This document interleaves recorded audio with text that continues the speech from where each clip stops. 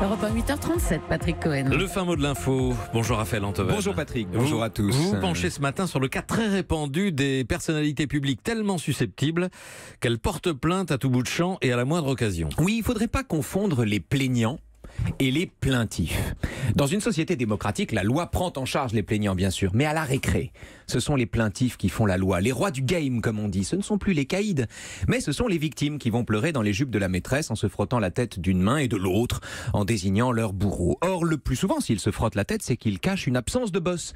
Mais on s'en moque. Les larmes emportent le morceau. Maîtresse, dit la petite Caroline de Haas, il a dit qu'il voulait me gifler. Je porte plainte. Maîtresse, dit le petit Thomas Guénolé, il a dit que j'étais arriviste et que j'avais retourné ma veste. Je porte plainte. Maîtresse, maîtresse, dit la petite Rokhaya Diallo. Elle a dit, s'appuyant sur mes propos, que n'étant pas voilée moi-même, j'étais à la disposition des hommes. C'est un appel au viol. Je porte plainte.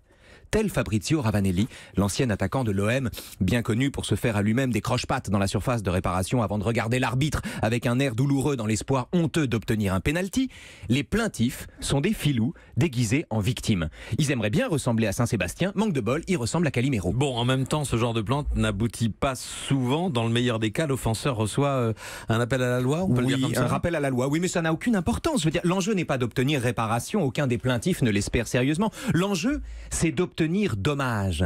L'enjeu de ce recours abusif à la loi qui coûte cher, qui sert à rien et qui encombre les tribunaux, c'est d'objectiver l'agression. L'enjeu, c'est de faire passer, parce que la loi s'en empare, une critique pour une offense et une pichenette pour un coup de poing.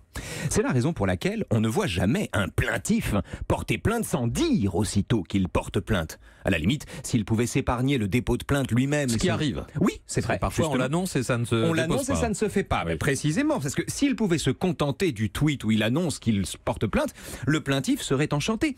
Car il sait bien que le droit ne fait pas de politique et que la plainte n'aboutira jamais. Seul compte le vacarme de la plainte, le gémissement collectif. Est-ce que ces plaintes ne viennent pas aussi du fait que la loi est trop laxiste avec un certain nombre d'incivilités? Alors, peut-être, c'est l'argument du plaintif. Mais un univers, Patrick, où la loi punit effectivement des choses aussi anodines que les offenses imaginaires dont s'indignent les trois plaintifs, les trois Calimero que j'ai cités tout à l'heure, ne serait pas un régime de liberté. Ce serait un régime de terreur. Le monde que les plaintifs dessinent en creux est un univers lugubre, où l'insolence est un délit, l'humour est banni et le procès d'intention recevable en justice. Le fin mot de l'info. Les tribunaux ne sont pas des bacs à sable. Raphaël Antoven. À demain. À demain.